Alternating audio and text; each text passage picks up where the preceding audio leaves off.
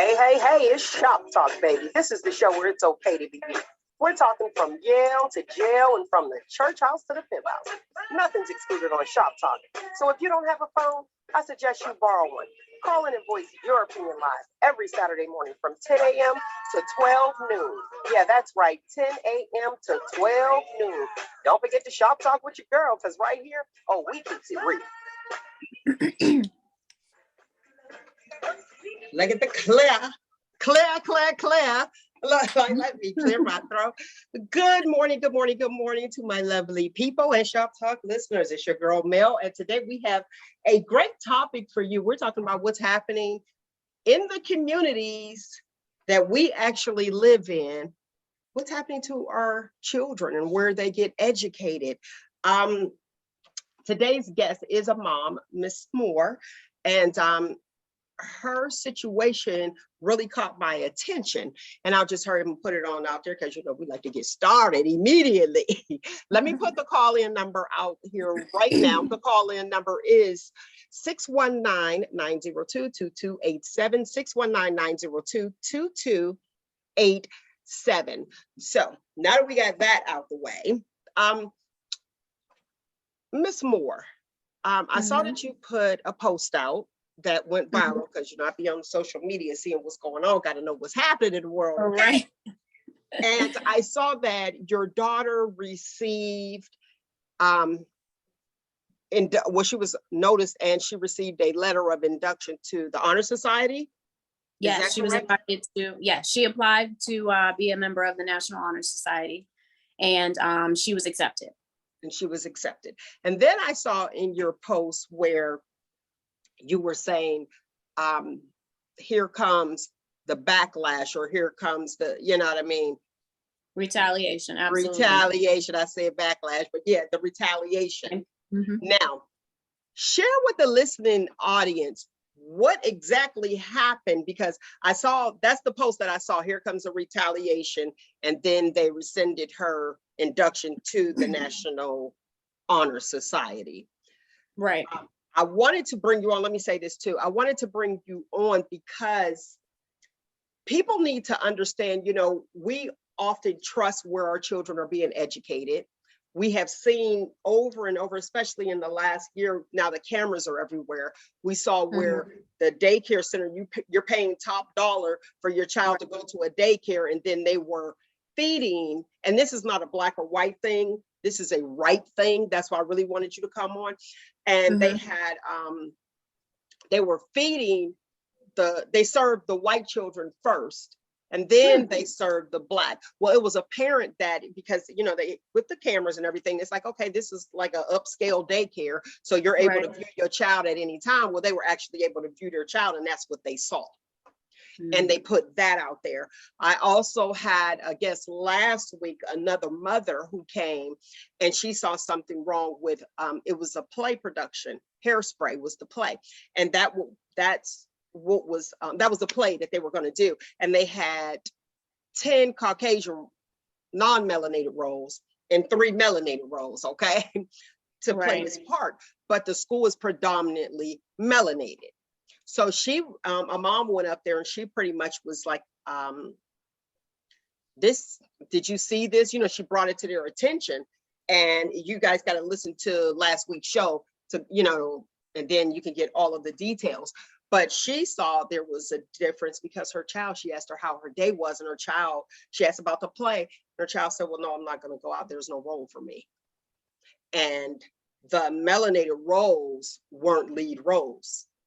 The non-melanated roles were, right? If you've seen Hairspray, you know what I'm talking about. And now here we are again, seeing this in the educational system, where your child goes to school, she was invited to be inducted, and it was rescinded.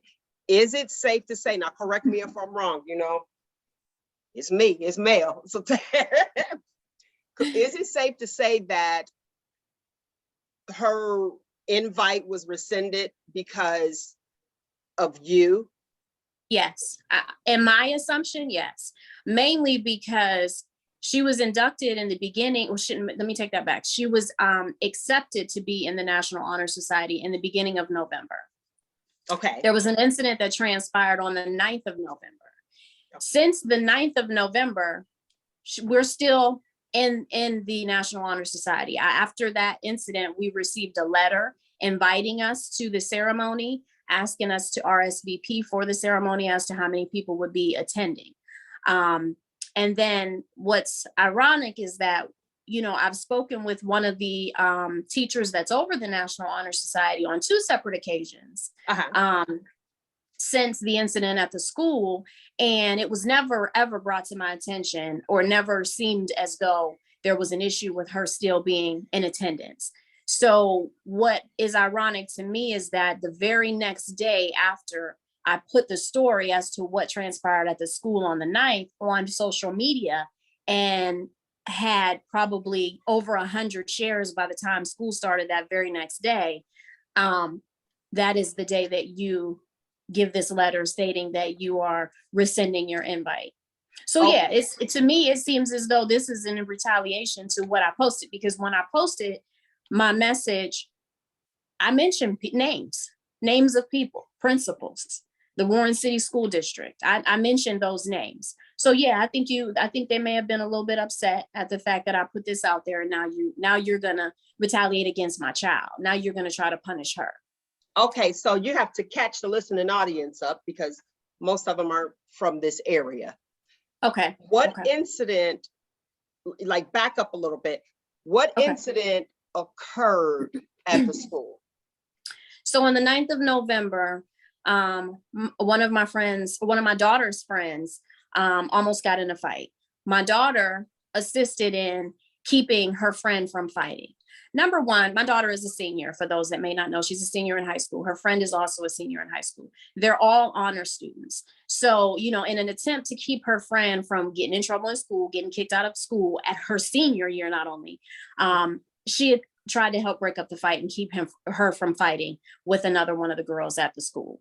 So once they were pulled into the office, you know, my daughter was the calmest one because she wasn't the one that was actually fighting. So she's talking to the principal and trying to explain to them, you know, what she saw. You know, and the principal wanted the girls to write statements so that they can do their investigation. So in the midst of her talking to her principal, the school resource officer came in the room and immediately started to yell at the girls. And she told them, shut the hell up. You kids are the problem. It's not the teachers. And so, you know, everybody was just like, whoa, wait a minute. Right. So yeah, right. The officer that works in the school as security just went in there and she said that you girls are the problem. Shut the hell up. Well, okay, wait. Now I need a picture. I need a visual. So with the visual, are these girls, are they mixed? Is it some white, some black, or talk to me? No, they're all black. All of the girls are black. And I know there were some teachers in the room, the principal, but all of the girls that were involved were black. So she walks in, the resource officer walks in and just commenced to saying, shut the H up.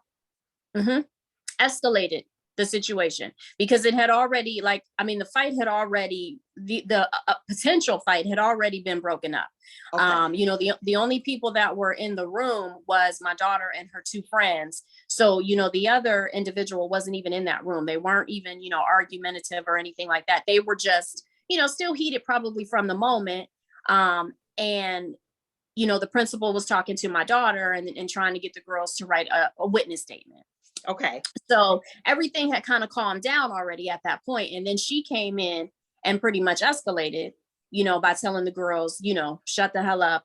You girls are the problem. It's not the teachers, it's you. I deal with kids like you all the time. And the girls and my daughter had asked the principal, well, can she be removed from the class? Because there's no reason for her to be here, really. And she's not doing anything but escalating.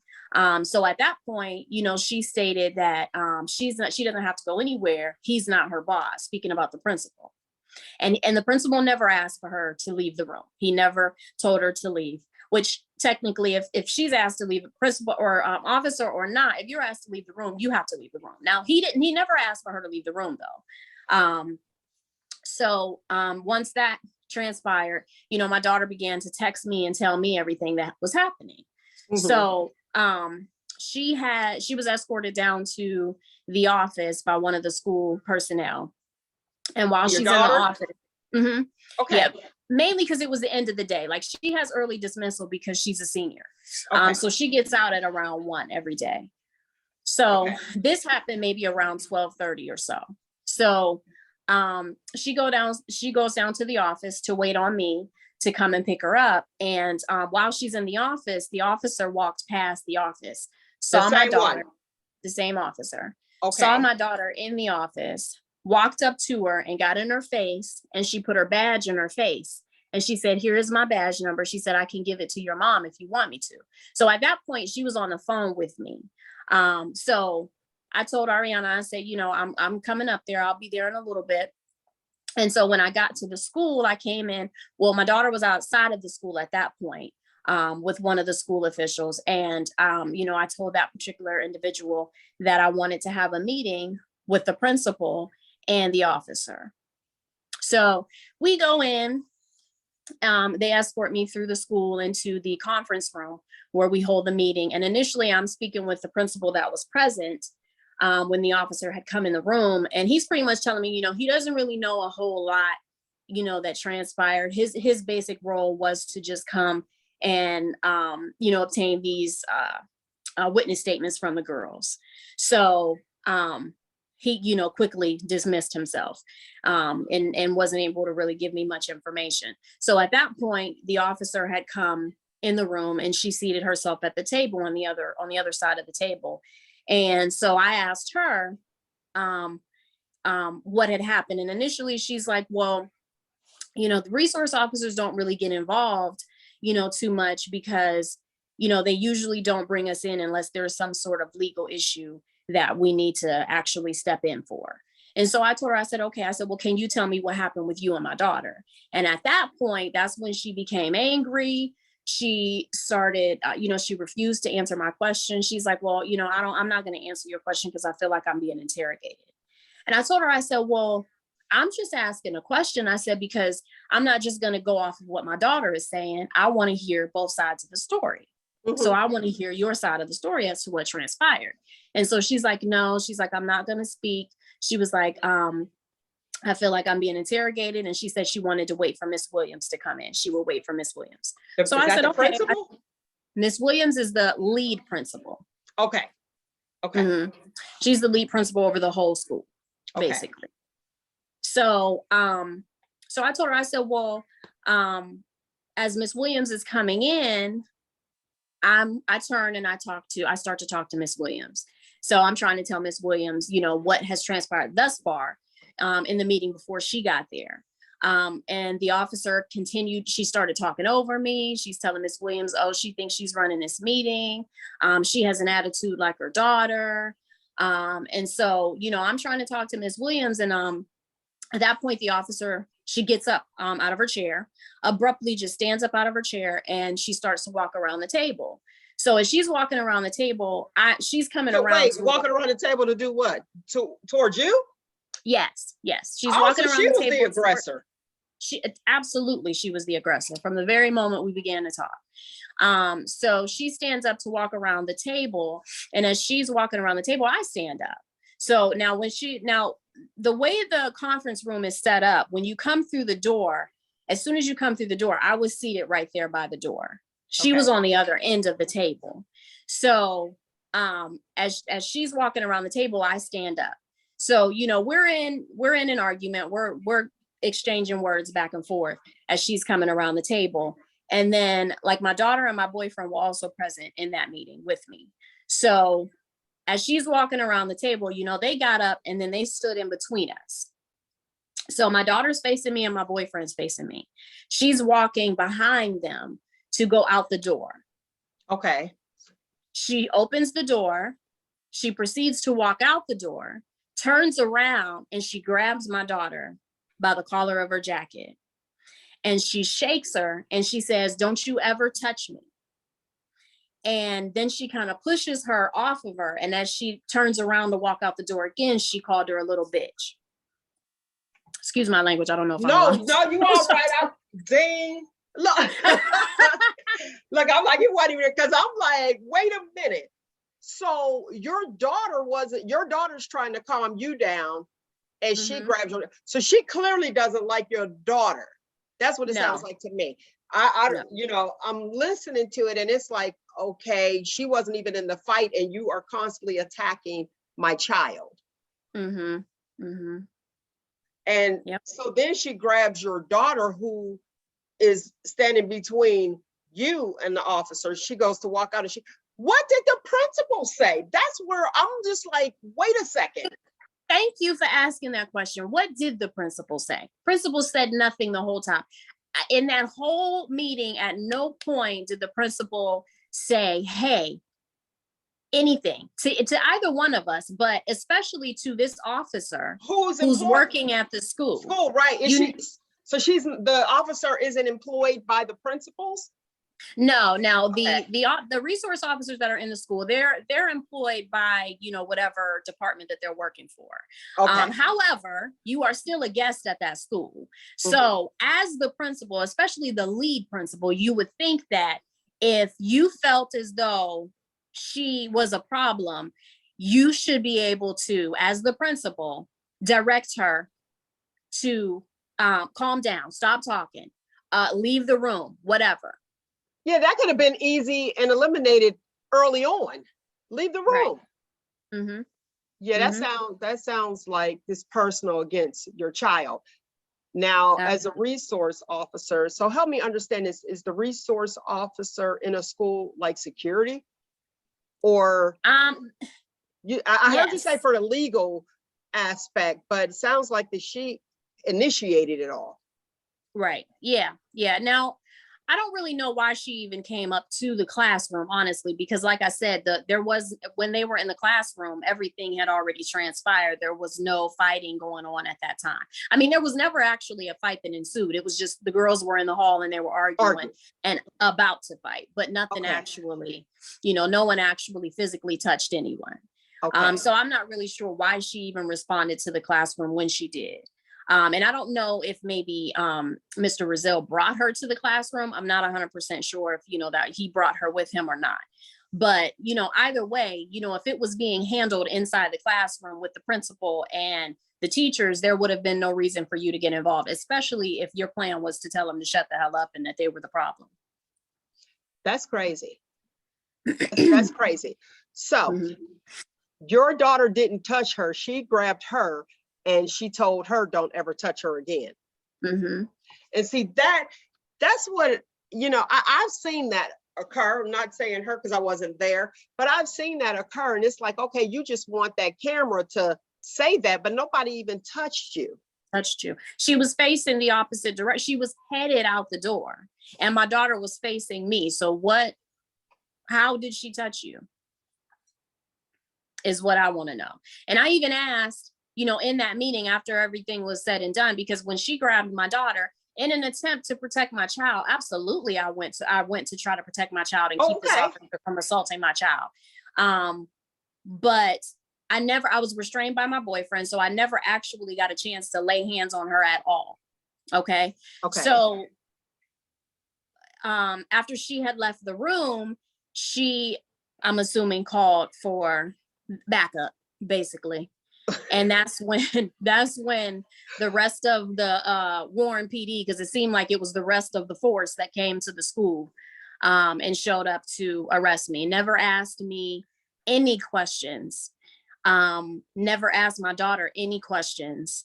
They threw me in handcuffs and escorted me to the Trumbull County Jail and took my daughter to the Trumbull County Juvenile Justice Center. Arrested both of us. Now, and the way that they did it was really sneaky because they arrested me and then they escorted me out and they waited until they escorted me out to arrest my daughter. They didn't arrest her in front of me and never told me that she was being arrested or charged for anything. I just happened to, as I'm seated in the police cruiser looked to my left and I saw them escorting her out in cuffs. And I'm like, wait a minute, what are you arresting her for? And they're like, the officer's just like, ma'am, what's your name? You know, business as usual. What's your name? You know, gathering all of my information, but not answering my question about my child. Why were you cuffed? Because Oh. we work in correction. They don't know that about you. So why were you cuffed? Because once you're cuffed, you're considered arrested without the story. Without the story. Ask me nothing, Mel. I'm telling you, when I came out, when they came up to the conference room, I was inside the conference room at this point, speaking with the principal, asking the principal, you know, did you see anything? Like, why would this officer accuse my daughter of touching her? You know, and then at that point, snatching her up, and then you go call her out of her name. Where's the professionalism? Right. To this minor child. And so the principal, you know, she quickly tried to remove herself from it. And she's like, well, I got a text message on my phone and I didn't really see what happened. So now, first of all, this is my question.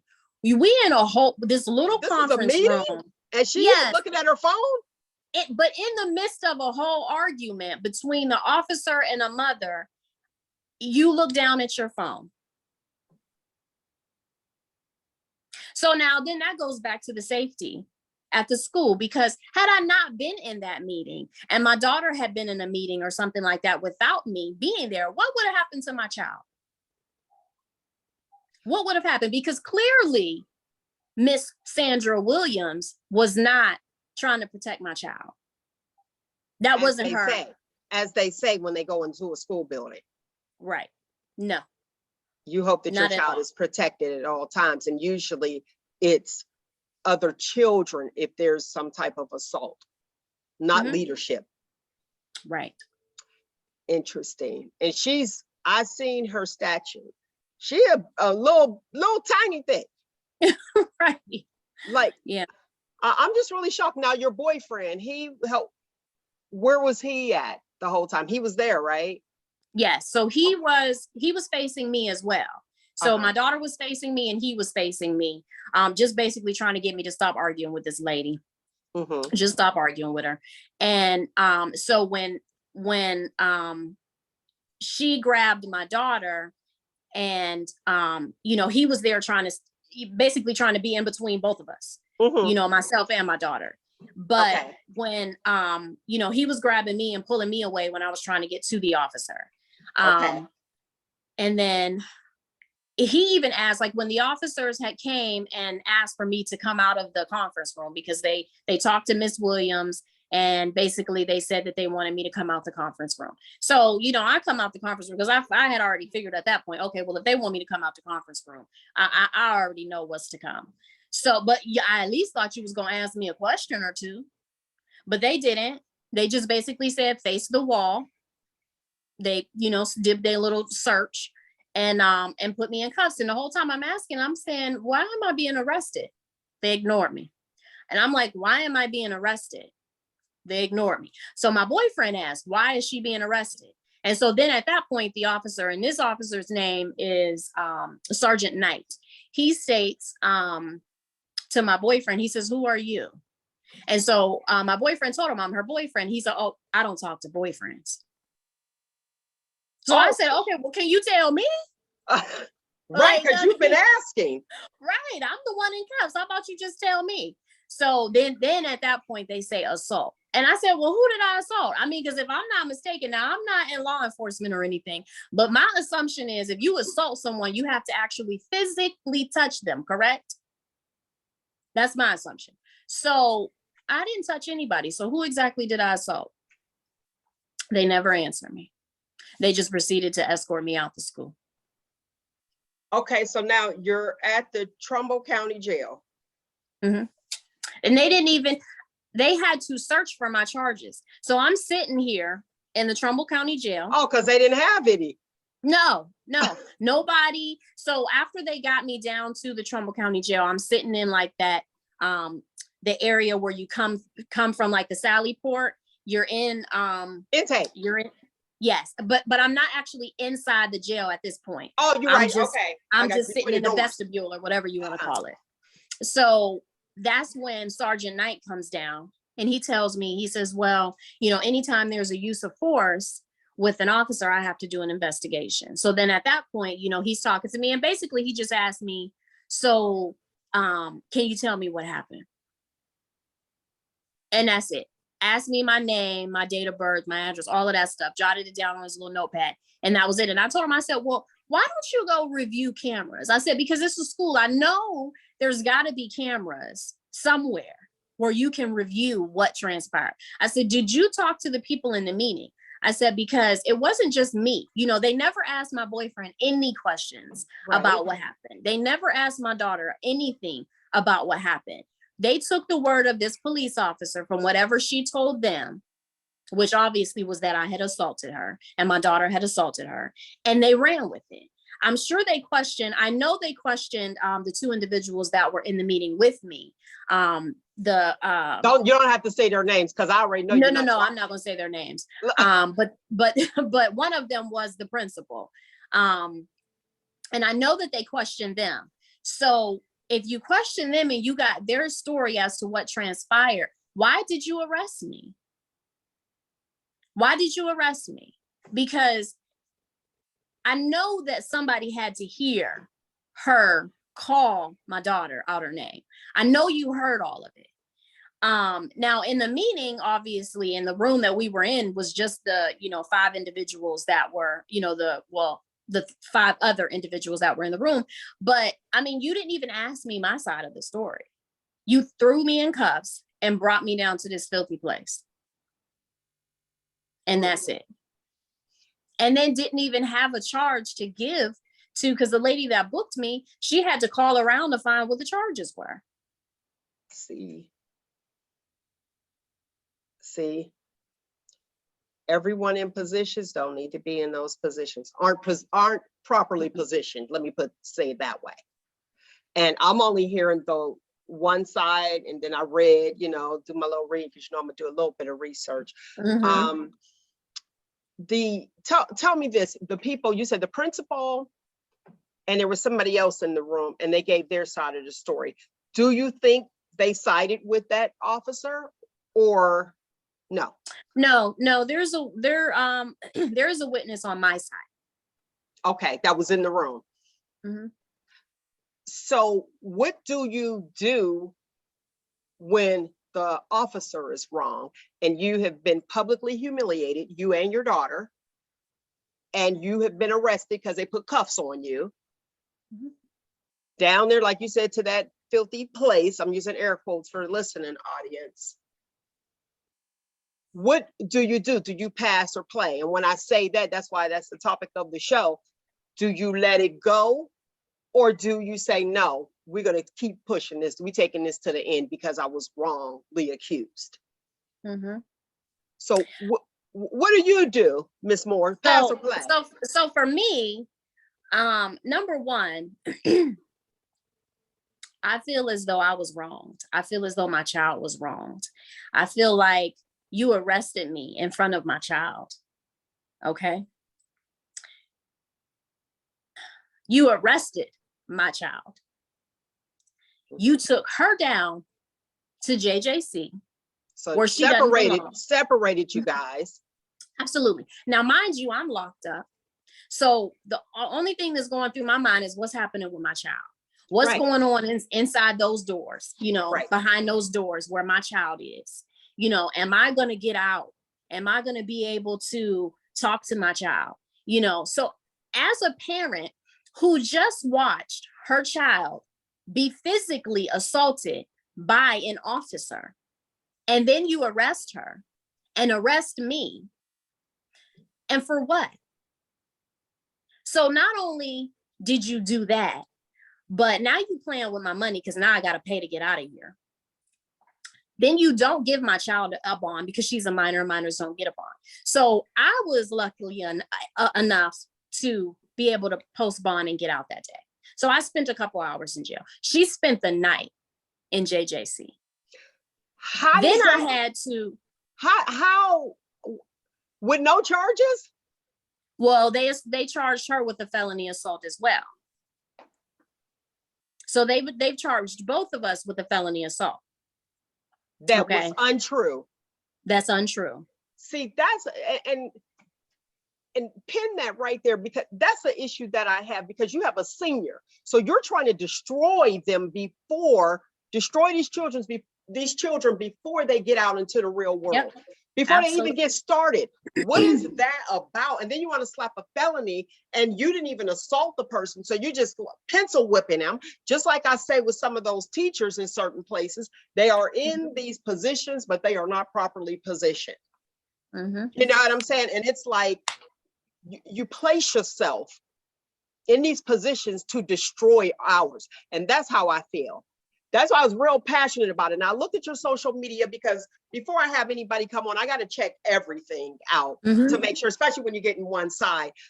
I can clearly see that you are a extremely active parent. Mm-hmm. Always have been. It's not the, and I'll put it out there. You hear constantly, like at parent-teacher conference, the parents aren't involved. You hear on the media all the time, the parents aren't involved. Parents need to be more involved. How do we help our children get the parents?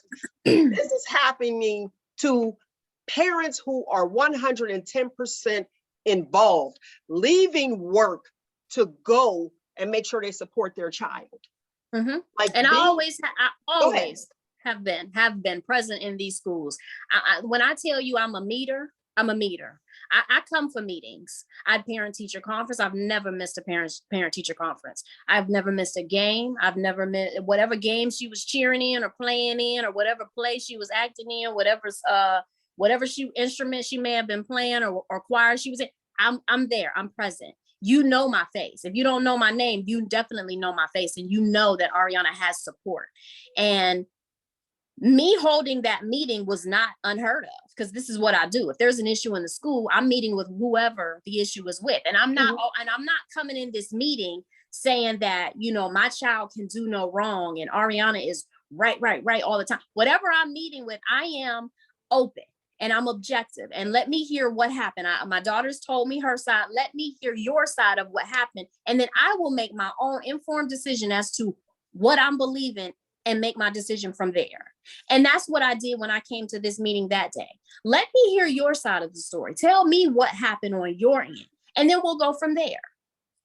Period. But let me show you my face, because I don't want you to think that this little Black girl don't have no support at home, that there's nobody fighting for her and advocating for her, because I am her advocate, and I will always advocate for my child. I always have, and I always will. And people need to know that. Because I'm telling you, when I tell you these people in positions of power, when it comes to these minor children, they think they're stupid. They think they don't know any better. They think they don't have anybody that's teaching them things. And the fact that my daughter, she's much like myself. She's very boisterous. She stands up for what she believes in. She's not going to let you run over her, just like I'm not going to let you run over me. So when that officer was disrespectful to her, she asked for her to be removed from that room. She started recording on her phone. That's respectful. To get things on camera. And I think that's what agitated the officer initially, because what they don't expect, and I'm not trying to completely make this a race issue, but I definitely think that this is about race, because number one, they don't expect for you to, as a black person and a Black woman in general, and a Black child, who are you if you're asking questions? How dare you ask me a question? How dare you tell me that, ask them to remove me from the room? So I think in the beginning, she was upset because my daughter challenged her. Can you remove her from the room? Can you tell me your name and your badge number? As she has it on camera. And she's refusing to answer any questions, because at that moment she shut down, because now you're on camera. So you're not going to say all the stuff that you were saying before you were on camera. Mm-hmm. And then when an adult comes to the room to try to have a conversation with you, you can't have a conversation with the adult, because now you feel like you're being interrogated. Well, how? You guys are on the same playing field. So that sounds like a bully. An adult bully. Yes, it does. And I do want to put this information out there, not saying that all non-melanated people are this way. But I do want to put this information out there. This is what I'm doing. This is my preface. People, educate yourselves to allow more of us to be in positions.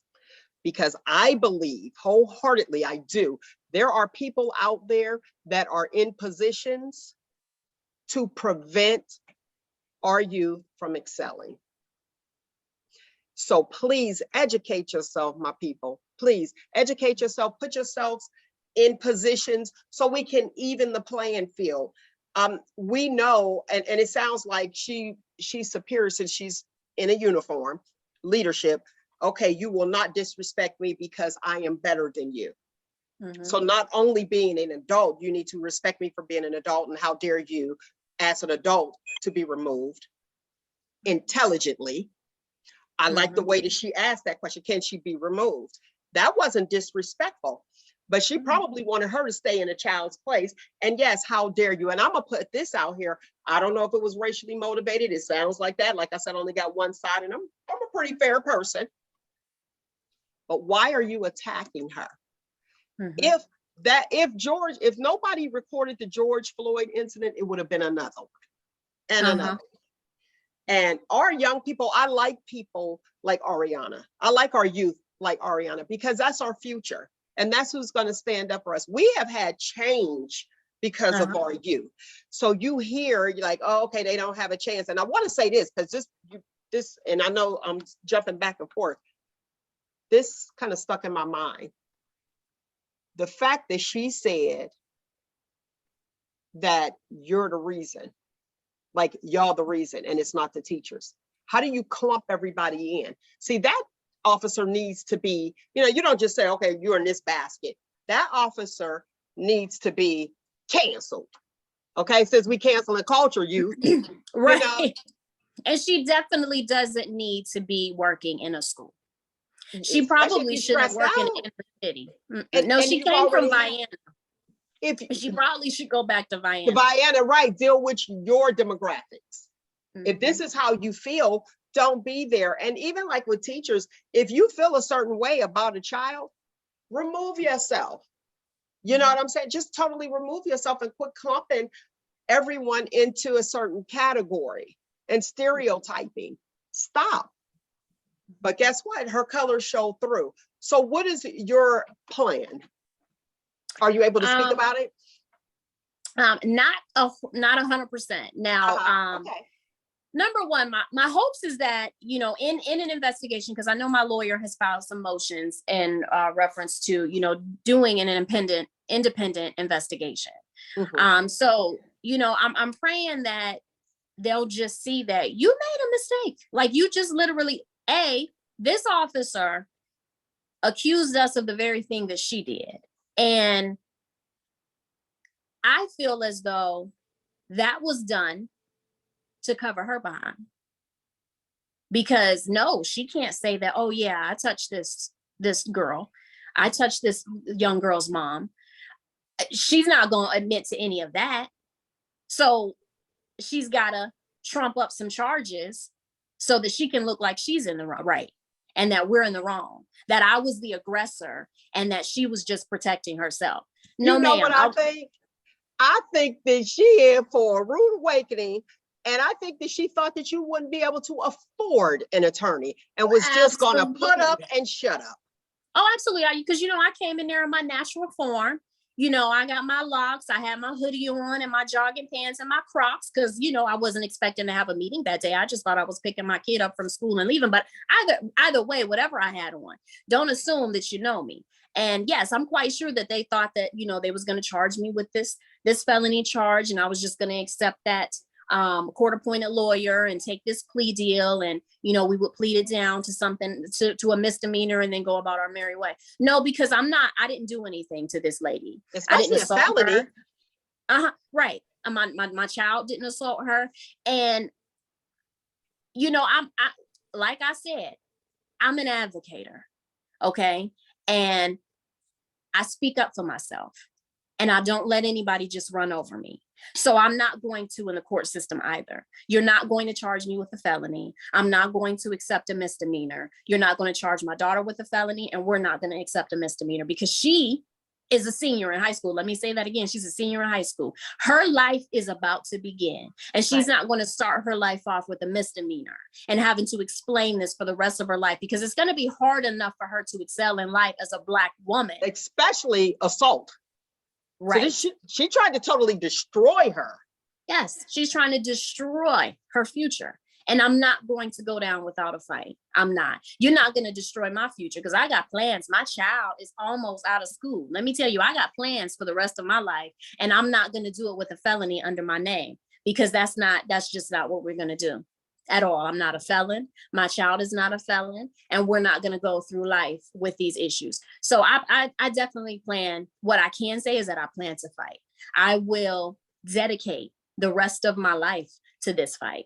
I will use every resource that I have for this fight. So don't think that I can't afford, because I've always been a worker, and I don't have a problem working. I don't care if I have to hold down 10 jobs. I'll figure out a way to do it. I will fight this case. My story and Ariana's story will be heard. We will definitely get some sort of justice. Very good. Now, she goes back to school. Did she get any backlash? No, she returned. This happened on a Tuesday. So we were arrested on a Tuesday. She spent the night there. So obviously she missed class on Wednesday. But she returned to school on a Thursday. Okay. No issue. She was able to complete all of her assignments that she missed. Obviously I sent, we had an excuse. I mean, she they knew. go. I'm sure they in knew. Jail. You know where she at. So she was able to complete all of her assignments. She went back to class. There was no issue. She was never suspended from school. She never had any type of in-school suspension. I mean, nothing. She went back to school, and that was it. And then you receive a letter. Then you receive a letter. Well, the first letter that I received was the invite to the National Honor Society for the RSVP. So now, mind you, the day that this transpired, the 9th, was parent-teacher conferences. So I missed those parent-teacher conferences because I was in jail. But Wednesday, I reached out to them and I told them, I said, listen, regardless, I still want to talk to every one of her teachers so I can find out how she's been doing thus far. So they told me that, as a condition of my bond, I can't go to the school. So they set me up for a virtual meeting with all of the teachers. So Thursday, I had parent-teacher conferences with every one of her teachers, and they all, as this has always been since kindergarten, have spoke highly of Ariana. No issues. I spoke with the teacher that's over the National Honor Society because she's also her senior transition teacher. And she told me that day, she loved my daughter's essay. It was amazing. She's such a great student, and she's glad to have her in the NHS. So now, probably, I want to say like maybe the 16th of November, we got the letter stating that, they were having a ceremony on the 9th of December. We were invited. They want the parents to be involved because I was going to pin her at the ceremony. So we RSVP. So I talked to the teacher to RSVP and tell her how many of us would be coming to this ceremony. And she took my RSVP, no issue. Now this happened probably the very end of November, I want to say, the last week of November. Still not saying that, oh, you don't need to RSVP because Ariana's not going to be able to come to the ceremony. Nope, took my RSVP, thank you. And the very next day, now I posted on Facebook the story, everything that has transpired at the school on the 6th of December is when I posted it. Now, I gave Ariana a directive when we went back to school because I let her know what I was posting on Facebook. And I told her, listen, because number one, we don't trust you guys. We don't trust anybody at that school. Okay. So I told Ariana. Especially now. Right. Especially now. And so I told Ariana, and then with the court case, there's things that we can and cannot say. And, there's adults have a way, some adults have a way of trying to manipulate children because they don't think they know any better. So I told Ariana, I said, listen, when you go to school, try not to be alone. Try to always walk down the hallway with someone so you can have a witness. I said, don't go into any meetings with anybody without a witness or without me. I said, so, you know, if this, because the officer hasn't been removed from the school. She's still at the school as the resource officer. So I told her, I said, I'm quite sure that this officer is going to get wind of my post. The school system is going to get wind of my post. I said, so if anybody tries to talk to you, don't say a word to them. If they're belligerent and disrespectful, make sure you turn your camera on, video it, walk away. Okay. So that very day when she went back to school on the 7th, she was called down to the office by Miss Williams for a meeting. So she took one of her friends with her down to the office. And when she got to the office, Miss Williams came out to get Ariana, and she told her, oh, well, your friend can't come back here with you. It just has to be you. And so my daughter told her at that point, well, I'm not comfortable coming in a meeting by myself. That's why I brought my friend. And so at that point, that's when my daughter contacted me. And on the phone, I told her, I said, will you let them know that you're not going to have a meeting without anybody present. If they need to have a meeting with you, I can be present for that meeting, but you're not meeting with her and talking to her about anything. So then they came out and they handed her this letter. And that letter stated that they were rescinding the invite to the NHS, and that she no longer displays the character and leadership that she needs to be in the NHS. Okay, so that letter, they came out with that letter. So that's probably what the meeting was, with that letter. Yes. And that's why I told her, I said, because in the little bit of time it took for Ms. Williams to go back to the office and come back out and hand you that letter, the letter was already typed out. So you want me to believe that because she didn't have that meeting with you, now you taking her from NHS. No, the letter was already typed out and in a sealed envelope, and you was just going to give that letter to her in that meeting. And because she didn't come to the meeting, you just figured you would just hand it to her in the office. So that's what that was. So you fully intended to remove her that day. And it happened the very next day after I posted about everything that's transpired thus far. So retaliation on her. Yep. That is so sad. Mm-hmm. That is so really sad. Because she earned her spot in NHS, you know, and she doesn't deserve to be retaliated against because something that I put on Facebook. Come for me. If you want to come for someone, come for me. Don't come for my child. Don't take away her. I mean, because we all know resumes, when you're applying for colleges, that looks good on your resume that you're a member of the NHS. That speaks volumes. And so now you've taken this potential off of her resume. And why? Why is what I want to know. But it's always a good question. That's what my mother says. She's like, why is always a good question? But then you can't even give me an answer. Just like the arrest. You asked why, they couldn't give you an answer. No. How was that okay? Mm-hmm. And then not only that, but you give this cockamamie story to the news people who decide, you know, I saw it. Go ahead. The listening audience hasn't, but go ahead. Reputation means a lot. It does. Okay. And when I tell you that anytime my name has been printed in the paper or anywhere, it's always in a positive light. So now you decide to print my whole name, Mel. Okay. I mean, we got Sharonda M. Moore they put in this paper. All right. Put my address and everything.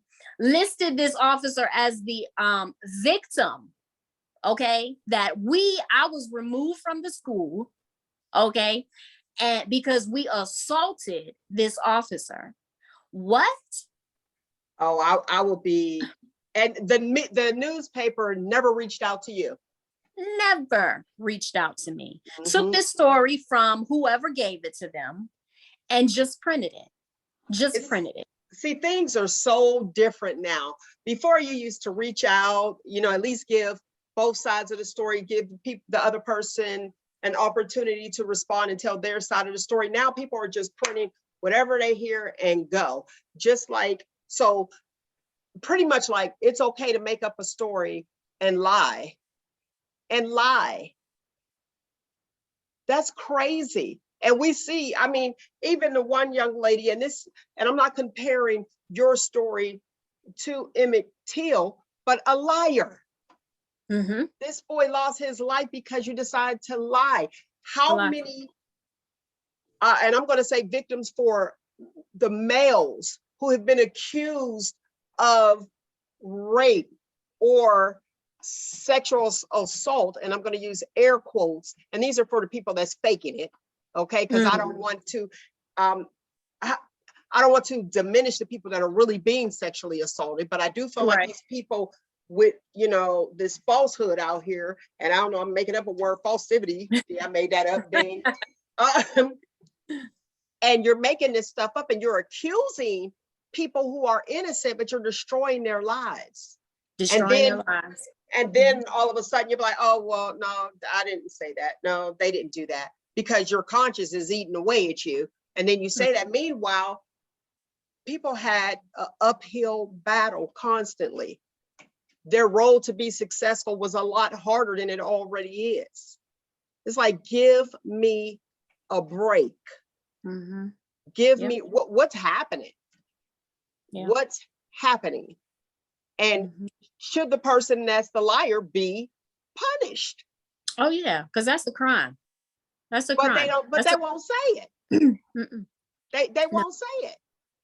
Yeah. And it's like, okay, well, I won't rescind my lie that I did. You know what I mean? Because I don't want everybody to turn on me. But you know the truth. Yeah. And it's like, we just got to be more honest. Care about people. Just have some decency about yourself.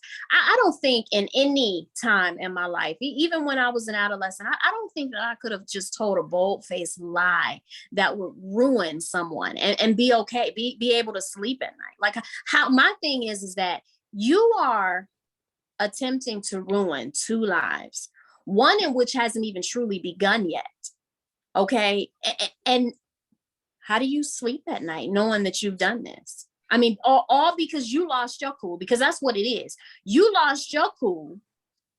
And you're trying to protect yourself. Yeah. And now you're trying to protect yourself and keep yourself from getting in any trouble. But in the meanwhile, you want to destroy other folks' lives. And these are positions of integrity. That's where I'm just like, who do you trust? Who do you trust? And by both of you guys being adults, guess what? Somebody had a badge, but that badge didn't mean anything when you touched my child. No. So that was an issue. You're challenging me. And how dare you challenge me? And even with Ariana, how dare you challenge me by asking me to leave? Who do you think you are, little black girl? Yep. And so now she's invited to the National Honor Society, then not, because they're, and you know, like I know, we've all been in school. They all stick together. Yes, they do. And it's like, okay, so we're going to stick together, even though you know that it's untrue. You need that person. You need to be different. That one person to say, I can't sleep at night knowing this or being this way. But they'll stick together and they're all going to stick with this lie and not feel guilty because it wasn't them. You're part of it too. Yeah. Especially if you're allowing for this to happen and you know that it's not right. Saying nothing is you're a part of the problem. Yep. Yeah. So kudos to the people that you have that's telling the truth and that's speaking on your behalf.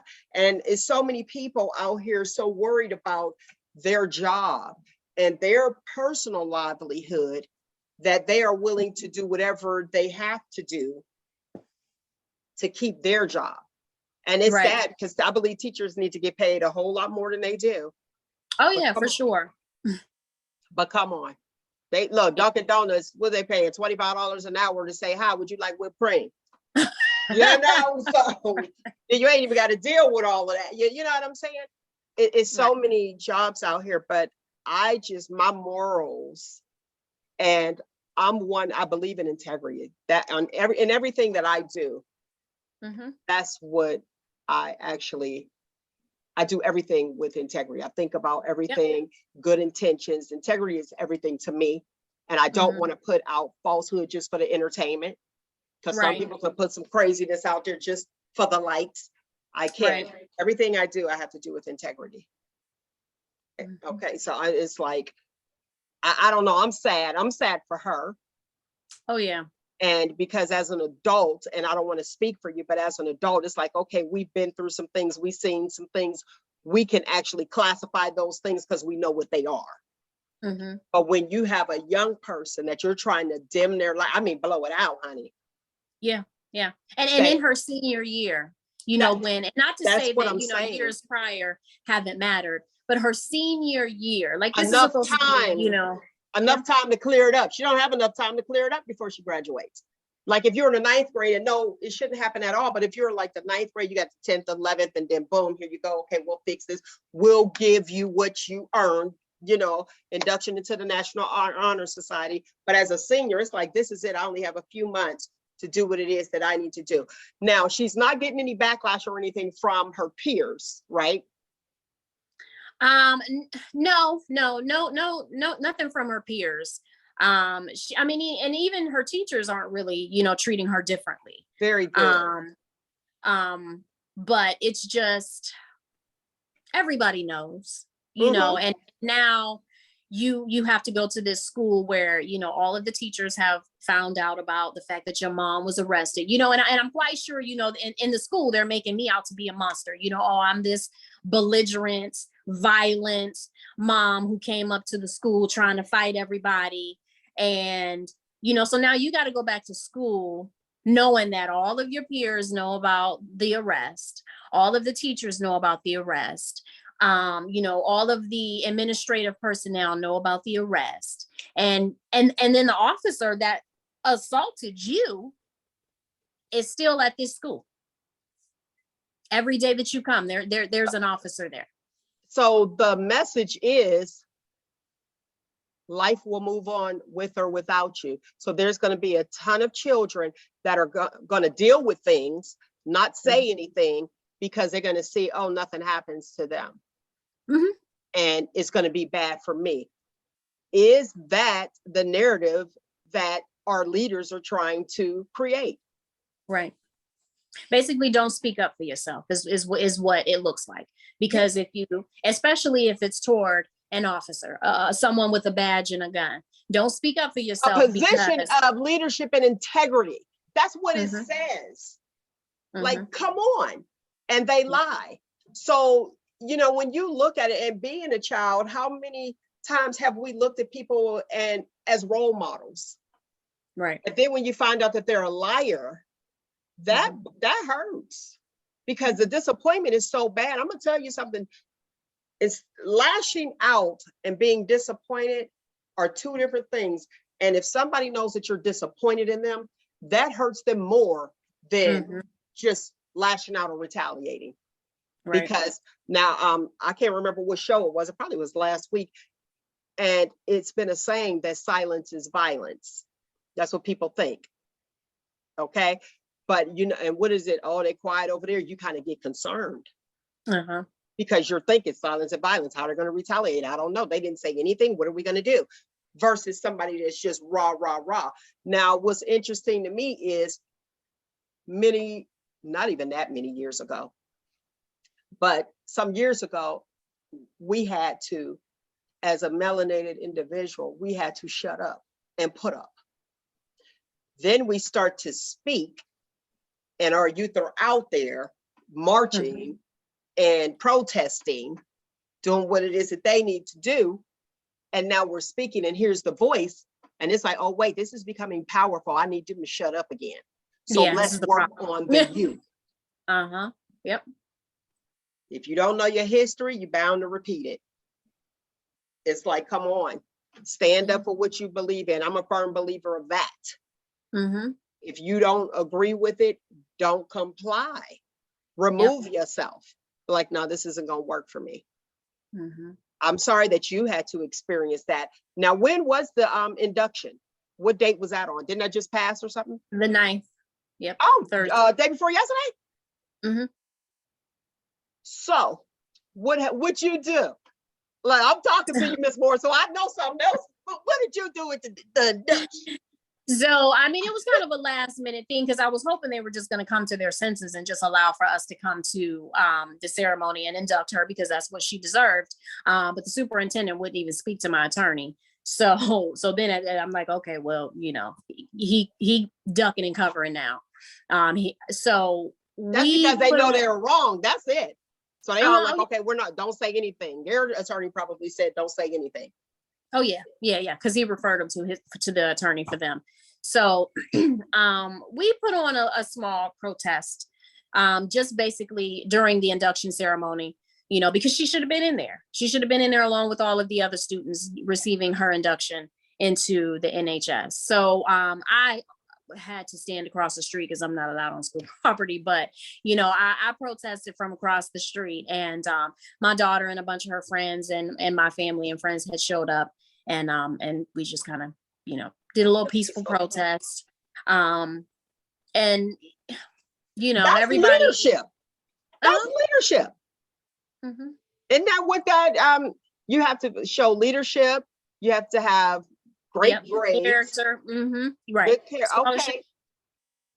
So they don't want that. They want her to comply, fit in the box, and listen to what we say and do what we say, right or wrong.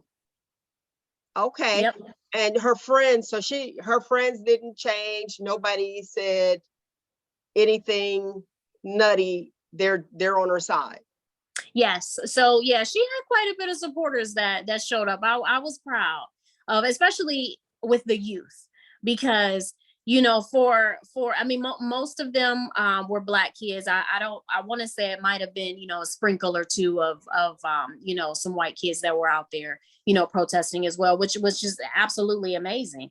But the fact that these kids showed up for her, we've had a lot of support on social media, and I'm appreciative. I mean, we've had a lot of shares about this story, a lot of these young kids that are sharing it. And, I'm very appreciative of the support, that we are getting in this. But I don't know, it was just, it was good to see that they showed up for her on Thursday. Very good. As a parent, how hard is it to see your child hurt?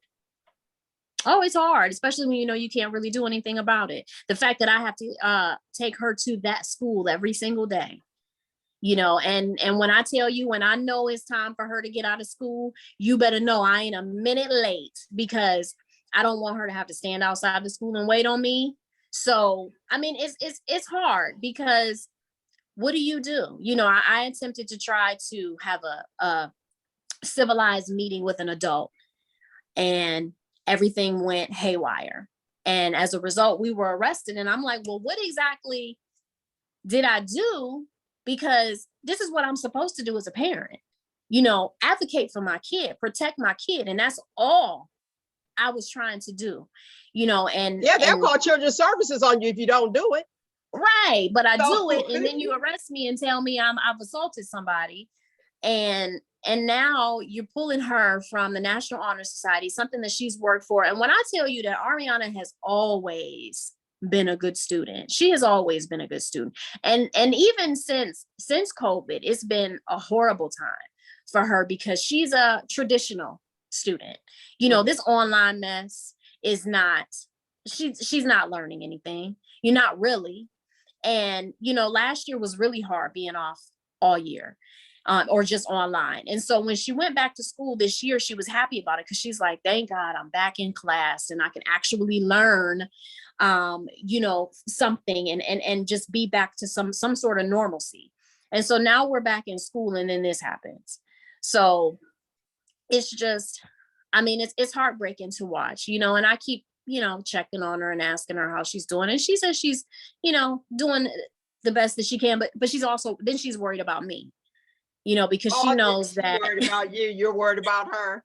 Right. So, we both worried about each other, and we don't really know what the outcome will be. I'm trying to stay encouraged and, just Please keep do. praying. Yep. But it's unfortunate. It is an unfortunate situation. But if I may say this, it was needed. And I always have been one to say that. I'm sorry to interrupt you. I've always been one to say everything happens for a reason. yes, You know, and we may not always know what that reason is, but like I said, you know, before, the Lord is always working. And he was working even in the midst of all of that, he was working. And he's still working.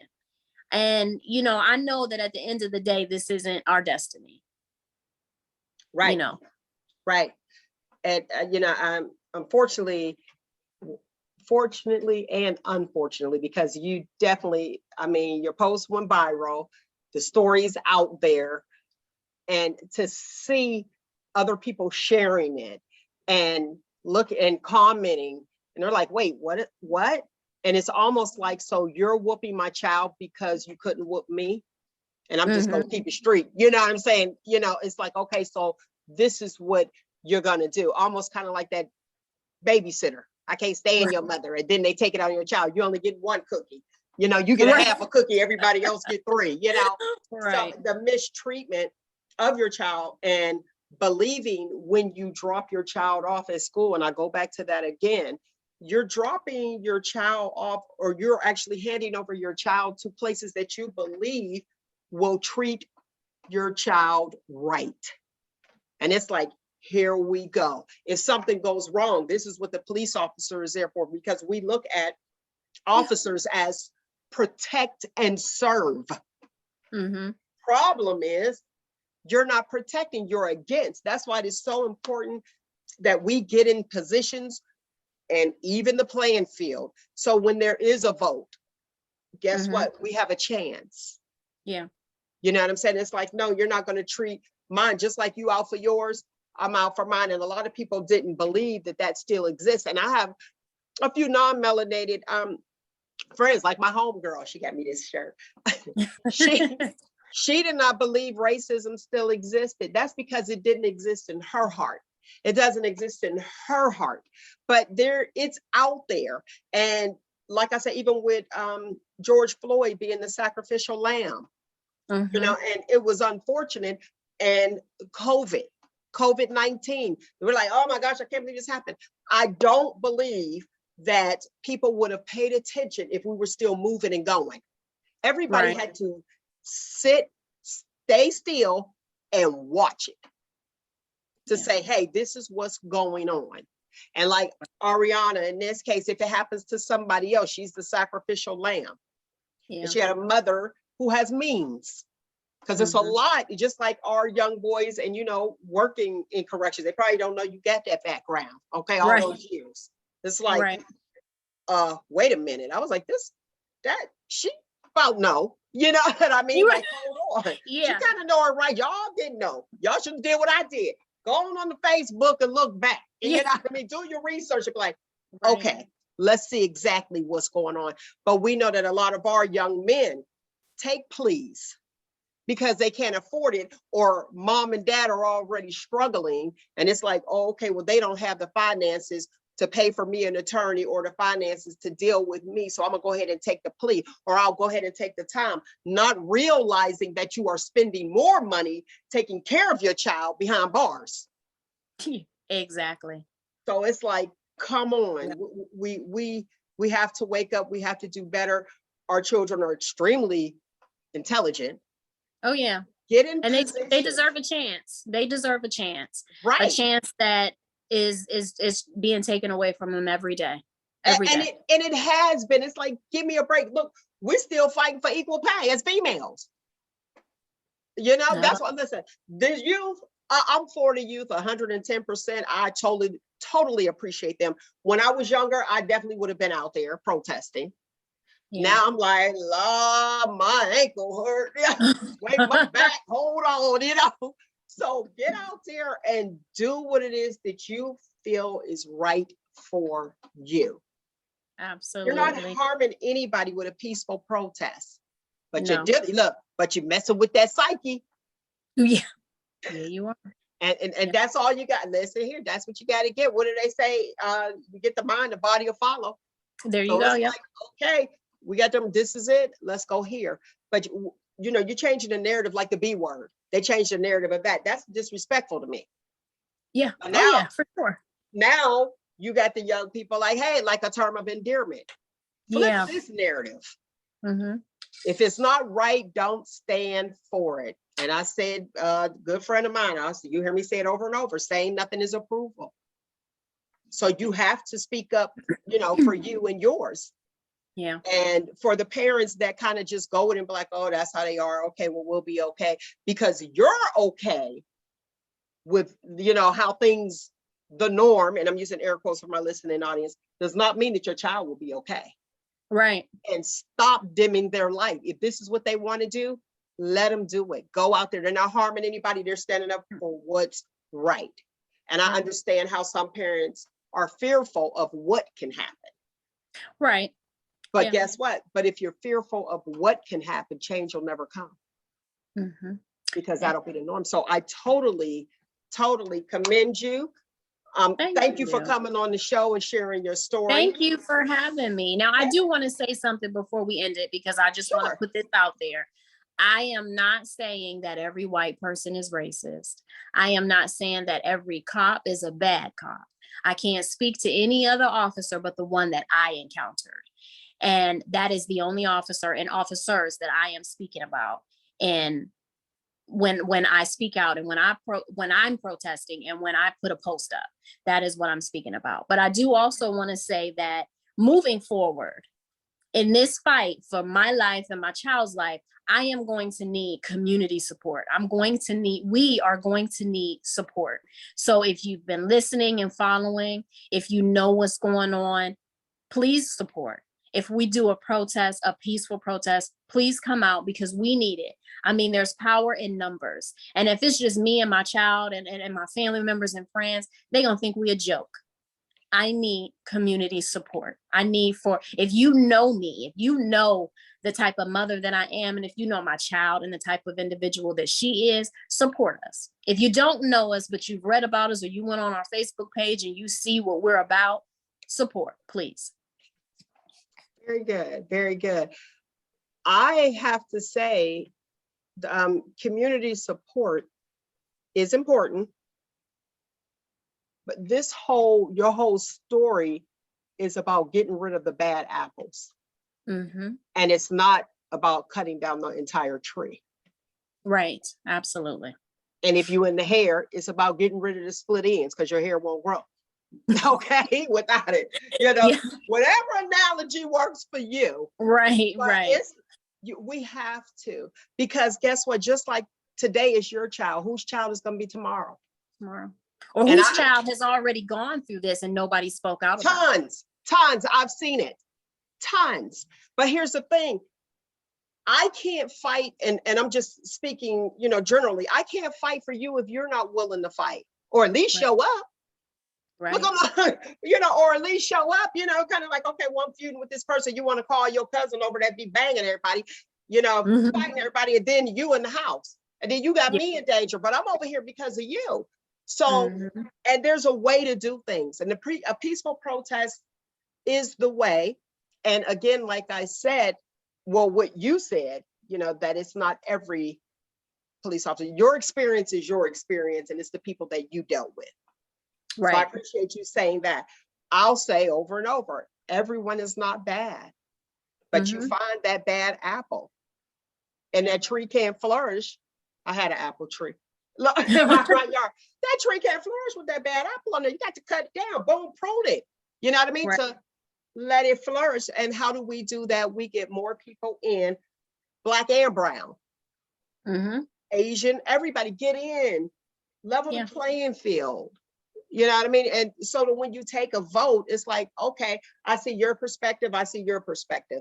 But to me, I still have a problem with blaming a person who had nothing to do with it, breaking it up. You just came in and didn't get the background. Right.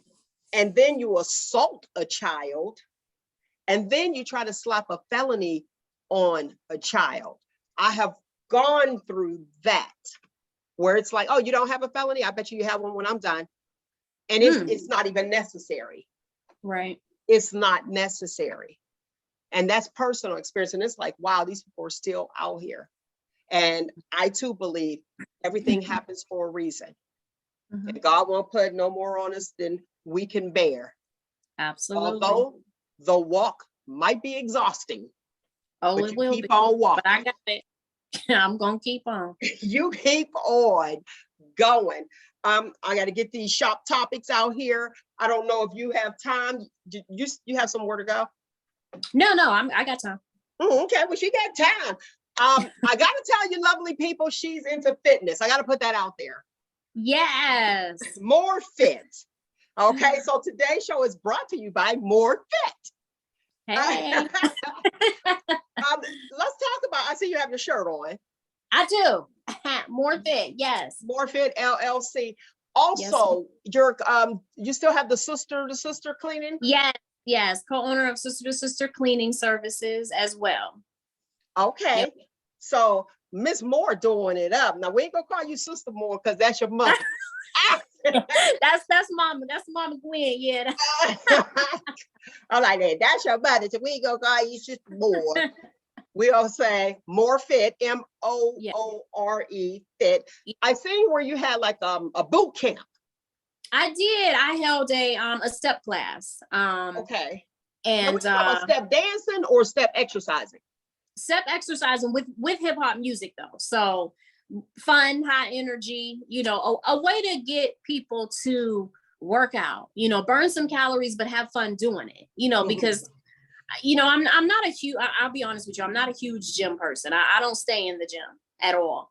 I'm more of an outdoorsy type person. I like to be outdoors working out. I've set up my little station here at home with my exercise equipment.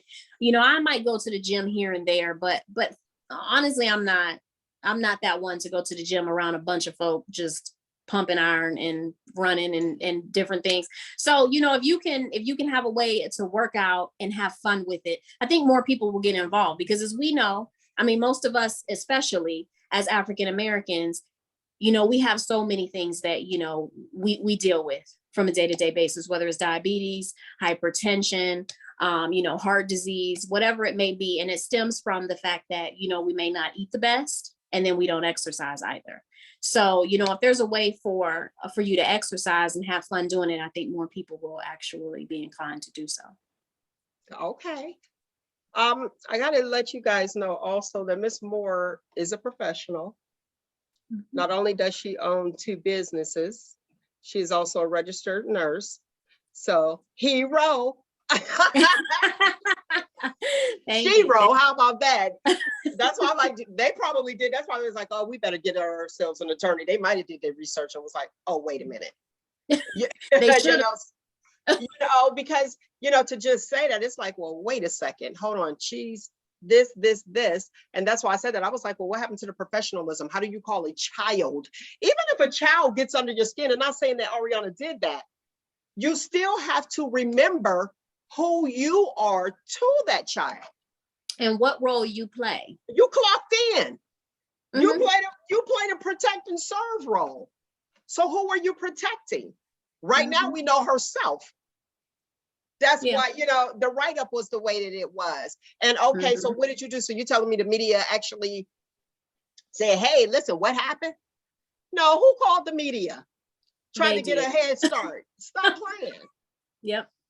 You're trying to get a head start because often you get that call. Hey, blah, blah, blah, blah, blah, blah, blah. And you're like, oh, okay, well, we'll do that story. You get tons. And it's like, do you want to cover that story or no? Would you like to, would you like this person on your show or no? You know what I mean? And my whole thing, I want to make sure that I'm able to help someone. It's all about edutainment. We never do what we do. And we just have to teach people. We have to teach people. And I'm just really sad because like I said before, the little person is looking to you as a role model. Everyone, every adult, they're looking to you as a role model. I learned it when I was in church. And it was a little girl sitting next to me. She was sitting on the steps. So she was little, I don't even, maybe like 6. And I'm watching her because, the peripheral, I'm working in corrections. I'm high beams always on, right? But I kept seeing her move. And then it took a while before I realized that she was positioning herself exactly like me. Okay. Uh-huh. And that's when, and I'm just a member in the congregation. You know what I'm saying? I mean, I ain't in the front yet. I'm like 3 rows from the back. Matter of fact, I was in the balcony. Like, hold on, sprinkle some, throw it up here a little bit, but you know. But when I saw that, I said, wow, like I wasn't in my field. Right. I mean, the little girl don't know me from Adam, but it really, it warmed my heart. And it was a wake up call because I said, oh my gosh, that's when I always said little people are watching. Yeah, they always are. And I thought it was the sweetest thing. But guess what? I started making sure that, especially when a little person was around, that's why like my YouTube videos, not made for children. I don't want to be the fault. Okay? You will not put the blame on me. You know, they be like, oh, I got it from, you know what I mean? But it's like, these little people are finding their role models. And clearly she saw me and said, okay, that's what I'm gonna do. And she kept positioning herself. And I didn't even realize it until like when I moved, she moved just like that. Mm-hmm. You know, I was like, oh my gosh, how cute, you know? So we have to remember, even if we don't want to be the role model, we are. Mm-hmm. Little people are always watching, you know? So it's like, okay, well, what we gonna do? What we gonna talk about? We are going to talk about these liars out here. Jussie Smollett, real quick, I ain't even doing the sound effects. Jussie Smollett and his lying self. Now, he was found guilty.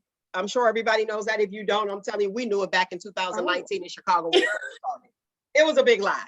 Now, they charged him. Remember, they wanted to charge him with the police coming out the investigation and all the fees that went along with it for the whole investigation. Now he really about to get charged. Guilty, guilty, guilty. Like, why? For what? For what? That's it. For what? Because you want a better role or you want more pay and you want to use the fact that you're gay.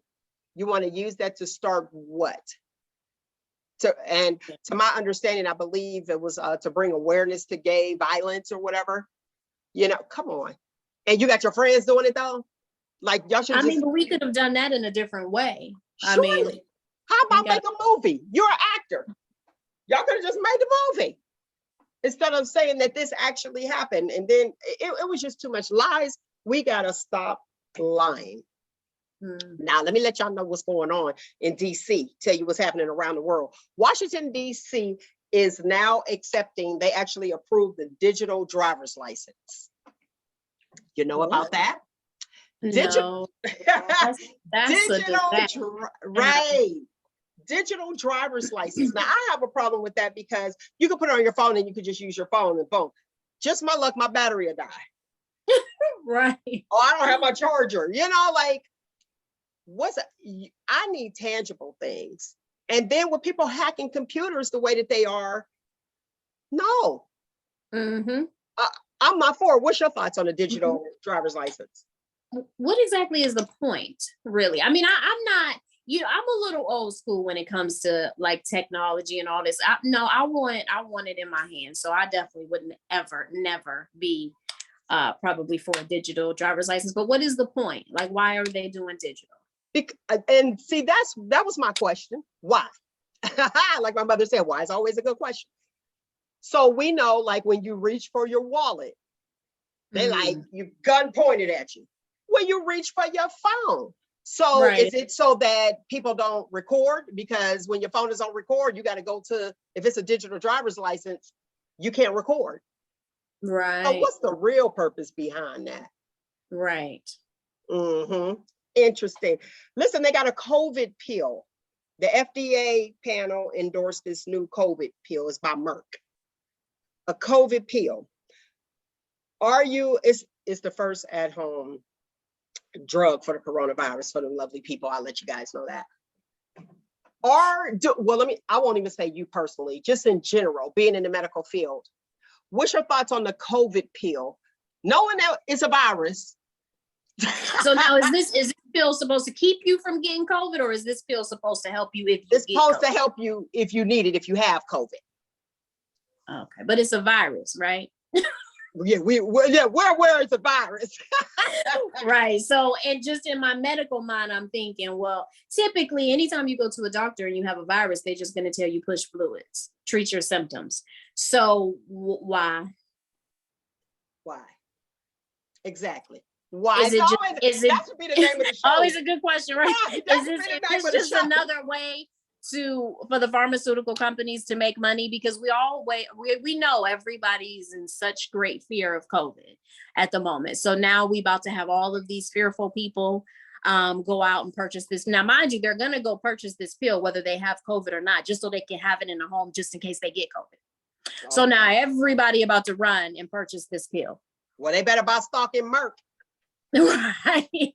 Because that's No, enough I'm they not. actually have it. I'm just shocked that the FDA, you know, they endorsed it. Of course I did. No, y'all can't see my face, listening audience. You can't see my face. And it's like, okay. Let's see, what else do we have? Oh man, how is it over there with the food banks? I'm not sure, honestly. I haven't really heard much about, what's going on with that. So I don't know, honestly. Okay.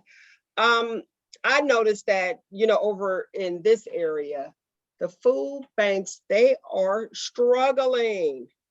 They are really struggling right now. Facing the issues. But the problem is of feeding the hungry people. Well, I seen Thanksgiving, but I just thought the grocery stores wasn't buying a whole bunch of stuff, because of the trucks and all that extra stuff. Right. But I'm wondering, they are trying to feed hungry people and can't. They can, they just won't. Well, the surgeon I got a whole other feeling hook. about why do we have so many hungry people in this country? Because clearly, just even since the start of COVID, we see how much money our government truly has. So why do we have so many homeless individuals? Well, I know some homeless people choose to be homeless. True. And I was outdone because I was shocked, but I was told that, well, yeah, I don't have an address. Can nobody find me? I don't have to. Meanwhile, you're okay with living off the land, I guess. I guess we could if we had to. Animals do it. You might have been something. Right? But yeah, a friend of mine I went to school with, I actually asked her, and she chose to be homeless. Really? She chose to be homeless. And I was really like, wow, times must have been really hard. But she said, I'll see who I want to see. Nobody's stopping by. She doesn't have any bills. She does what she does during the day, daylight, nighttime, going to sleep, and just, I don't know. I just, kudos to her to choose it. Yeah. Right. Yeah, I'm like, But like I said, over in this area, the food banks the pantries, shelves are empty. Really? And the pricing of food, we know, is sky high. Yeah. Because I'm like, come on now, buying the food and the gas. Like, come give me one, you know what I'm saying? Like, help a sister out here a little bit.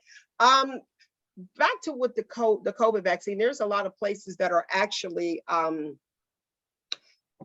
they're going back on the COVID vaccine. They're the mandate. The mandate, yes. Thank you. And Disney is one of them. They're like, okay, wait, because they're losing money. There's a lot of people that are refusing to be vaccinated. And I don't blame them though. And it's sad that you have to come up with that. And I will tell you this, which is really interesting. And both of us being in the medical field. So during COVID, we were heroes. Right. We didn't have masks, running out of gloves, you running out of, gowns. And we just went in. Bag your PPE that's supposed to be a one-time use and keep reusing it. I don't know who did that. I didn't. But right, that's what they tell you me, right? Get out of here. I'm not doing that because we know that. That's why people was breaking out. I'm like, that's not meant for multiple use.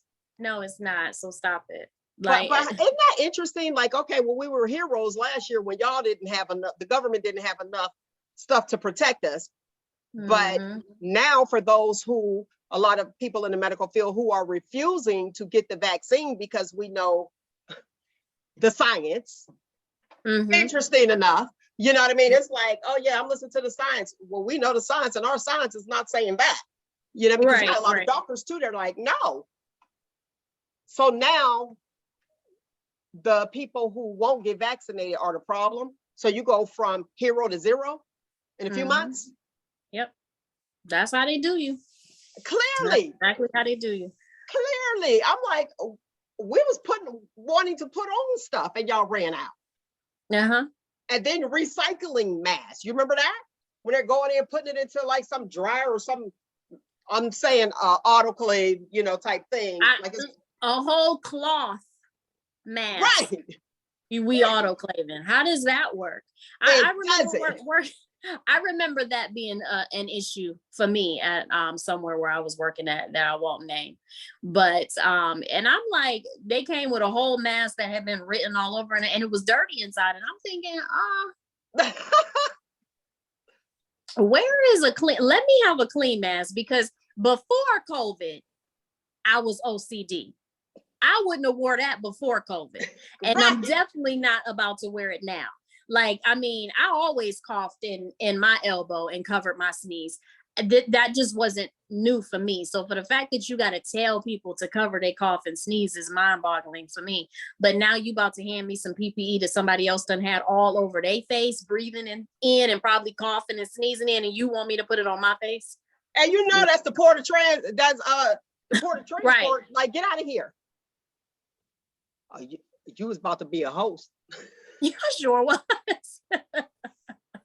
That was crazy to me. And I'm just like, how in a few months we were heroes and now we're zeros? Or the people that don't want to be vaccinated. Going back to complying, we won't comply because they want you to do what they want you to do. And if you don't do what they're telling you you should do, then you're the problem. And they have everybody believing that if you're not vaccinated, you're the problem. And before it was, if you weren't vaccinated, you was gonna die. Well, let the people die. If that's what they choose to do. Right. You don't want it, okay, you die, because that was what it was supposed to be. Girl, but let's not make it seem like if you get the vaccine, you won't get COVID, because we also know working in the medical field that that's not true. Right. Well, we've seen it. And it's like, okay, but they won't share all that information. And now they're saying that in hospitals, which we do know that it's going back up, it's climbing, people being hospitalized. But I want to put this out here. I can't speak for every hospital, but if you do your research, it is not all for COVID. People are going back to the hospital because people have stopped. People are going, your people with heart issues, cardiac issues, that's the proper term, your hypertension, you know, people have stopped and was dying at home because they didn't want to get COVID since it was full with COVID patients. But now the hospitals is going back up, which is a good thing that people are going to get treatment. But it's not all for people have COVID. To remember that we're in this is what, December? So we're in the midst of flu season anyways. A normal flu. So whichever that means. Right. So people are going to the hospital for that. And we're in the midst of the holidays. So the time when families are gathering and we're eating all this high salt food. So people are having exacerbations of their congestive heart failure. So they're coming to the hospital for that. Not all because of COVID, because I know people that work in the hospital and they'll tell you, no, they don't have a lot of people coming in for COVID. And right. And those that are coming in for COVID, they're not severe. They're not ICU. A lot of them aren't ICU patients or critical and dying. They're 2 liters of oxygen and, you know, go home. Right. A lot of people I noticed aren't going to the hospital with COVID anymore because they're like, I don't know what they're trying while I'm out, you know? So you have that as well. Fast food chains are eliminating some things on the menu, i.e. Burger King. And the reason that they said that they're removing some things off the menu so that they can expedite the drive-through. Well, they should just open up the lobby. I mean, because I just don't understand why all of the lobbies is closed. Everywhere you go. They don't want the Omicron. The Omicron. I keep saying myself, you know. I was like, y'all know what I'm talking about, but that's interesting. But here's the thing. I remember back in the day when fast food was making a killing and the drive-through would go. Now you go, I said they're removing things because the trucks aren't in. Because every time you go and there's something that you want, it's not there. They don't have it. Yeah. So what's the real deal? Or it could be the employees because people aren't working. Yep.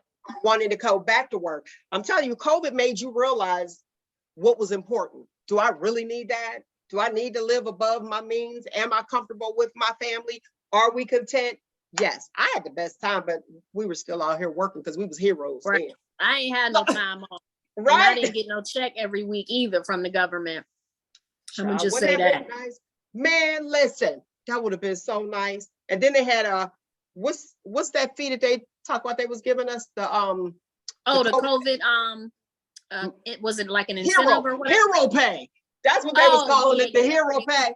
Child, we ain't getting nothing. That was a mess. I said, a mess. You had it. Look, the facility probably got it, but they kept it. Because it was like, and they only did it for a short period of time.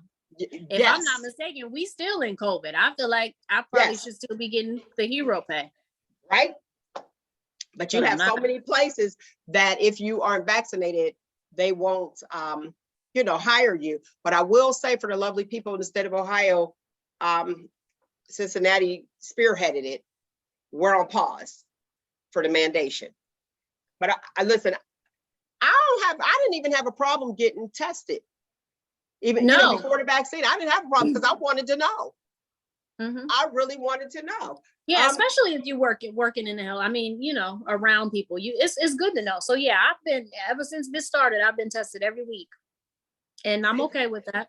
I like it because I need to know what's going on and where I could have potentially got it. So the tracing works for me, and that's what I liked. I was like, no, it's still do it, and that's what they're doing now. Even if you are vaccinated.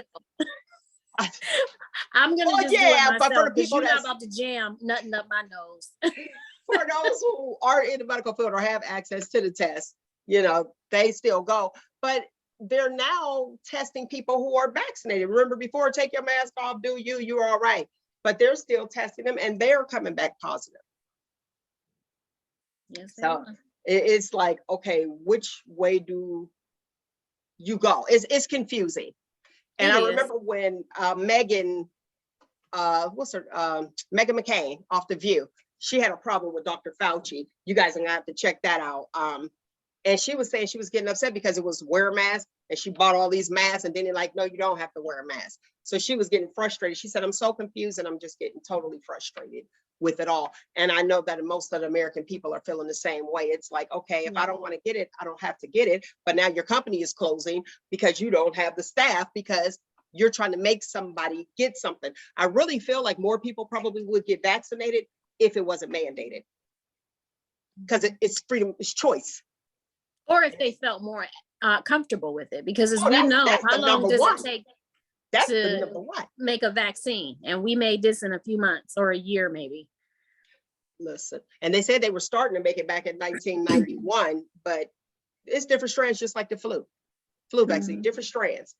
But I really feel like if it wasn't mandated and you didn't say you have to, see, that's why I ain't joined the military. I didn't join the military because I got a problem with people telling me what to do. But if you're saying you have to take it, how many rebels are there out there? Yeah. And I'm like, you probably would be good, like, okay, this is here. This is available for you. And then more people will be like, oh, okay, well, yeah, I'll go get it. Because like the flu vaccine, that's offered. It's offered now. Before it was mandated for the medical field. It probably still is now, but for like in school settings, when you're around little petri dishes, that's what I call the little babies. The little kindergarten, little petri dishes. But you're right, it's offered and it's like, do you want it or not? And do you hope you get the right strand for that particular year or that particular virus? Tamara Mowry on The Real. She gave the info on what's real and what really isn't real. So the real ain't that real. And you guys can look at that. She had gotten, she was interviewing, what is his name? His last name is Ho. What is his name? Anyway, it'll come to me. Lewis Holmes, that's it. She was being interviewed by him, and she was saying how and y'all know she's been in the entertainment industry. Tia and Tamara, the twins, off of Sister, in the entertainment industry for decades now. Anyway, in an interview with them, she says that the real wasn't a safe space. Right, that's what I said. Why? This is the real. And she said because they would take her words and flip them. Oh. Change the context and make it seem like it's an issue. She said then it's a battle and you don't even know that it's a battle. Right. So I'm thinking it's probably like that. I have a friend that, and I'm not gonna say who she is, but on Celebrity, the house, the Big Brother house. So she's on there, and the fighting, because I wanted to know. She was saying that they'll tell her one thing that the other person said, so changing it, you know, taking it out of context and making it seem like it's something more, and you think that you're cool with the individual. I don't want to say the name because then you kind of figure out who it is, and tell that person something different. So then you have an issue when it's really not an issue. Right. Good TV. But the real, I thought the real was the real. Right. So you gotta go ahead. No, I was just agreeing to what you were saying. Now the bike lanes, is it a lot of people that ride bikes over there? Do you guys have a bike lane? No, we don't. Well, we got bike lanes, and I'm nervous with them. I'm concerned about the bike lanes. You know why? I don't remember in the book when you get your permit, your driver's license book, I don't remember the instructions on the bike lane. And I feel like I'm getting ready to like cause an accident. Because before, you know, we rode bikes on the sidewalk. And I don't know. And I'm not gonna say that they should. I just think I would be nervous. Like, I mean, I don't know that, like, if I ride my bike, I'm usually like on a side street. But if I'm on like a main street, I'm not probably gonna ride on, especially a 2-lane road. No. That's a Cleveland. And there's clearly sidewalks. Yes, they have bike lanes for bike riders, I guess, going wherever they're going. I am so nervous in the vehicle. Yeah. Because if I turn right, I don't want to accidentally somebody going, they got the light, the bike, you know, this is just too complicated for me. And in my mind, I got to tell you, lovely people, in my mind, I think like, what if, and it might be from being in the medical field, but I'm like, what if they faint and fall off and then boom, my car right there. Then they gonna think fall right into your right. Then they'll be like, oh, she done killed them. You know what I mean? Those are the thoughts that come through my mind, and I'd be like, here we go. And I'm not trying to be rude and saying we don't need to share the road with the bicycles. Well, I would hope that if they put up, you know, bike lanes, they're going to widen the road so that we can have more room to drive and still have. I have seen these bicyclers, and they be gone, flying. And then now I do remember where it was like, if you had a vehicle, a car, heavy machinery, and you hit a pedestrian, you're at fault. A bicycler is a pedestrian. And what if they go and they fly and boom, and you get the arrow, you turn, and bam, there they go. Like, I just feel so nervous and concerned when I see the bicyclers. So these lanes for the people who do the traffic out there, can the bicyclers have like a green light and a red light, or do they? Because where I've seen them at, they didn't have it. So you have the transport, like the city transport, they have a lane. You got your lane. Then you got the one in the middle on the track lane.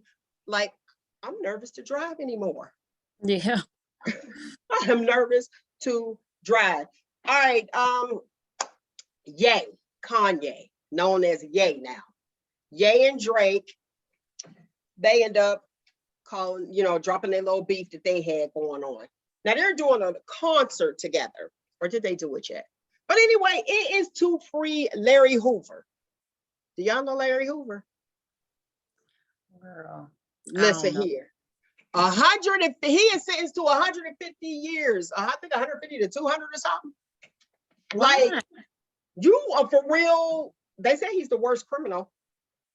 They said that he is one of these from different media sites, one of the worst criminals. That's what they actually said. I don't want to mess them up. Huh. One of the worst criminals. So why are we doing a concert to free? Who? Larry. but you know, I'm like, can we do something different? I mean, How to about each his we own. raise some money for the hungry? Yeah, how about that for these shelters, these places out here that what is it, the hunger banks? I'm talking about the hunger banks, the food banks. Like something like that. Like, what are we doing? Now, speaking of that, Travis Scott, I seen him. He was on. He did an interview with Charlamagne the God.